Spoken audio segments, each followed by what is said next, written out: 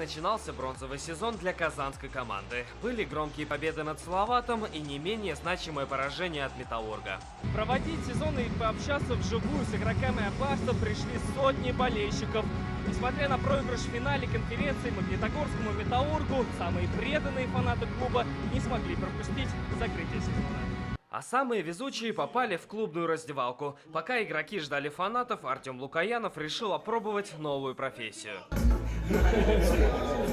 Пожали руки и сделали фотографии на память 5 болельщиков. Сами хоккеисты сегодня в общении никому не отказывали. Первым делом для болельщиков сегодня наше мероприятие, потому что они заслужили сегодняшний день.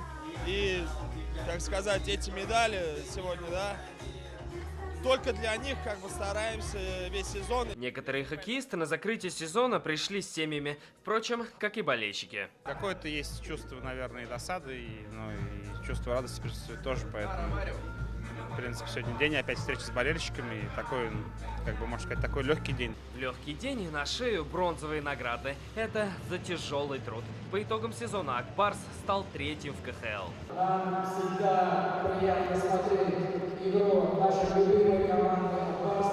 И каждый раз мы переживаем, радуемся. Наша команда Ак Барс этот сезон может записать себе безусловно победу. Бронзовые медали КХЛ, которые сегодня завоевали нашим клубом, они дорогого стоят. Они получены в упорной, жесткой борьбе среди многих команд.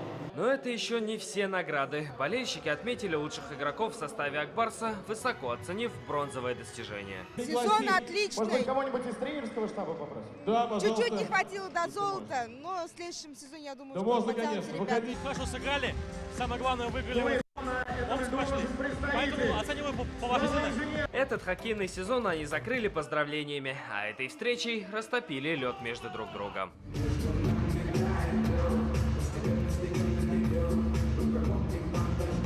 Салават Мухаммадуллин, Даниил Филатов, ТНВ, Казань.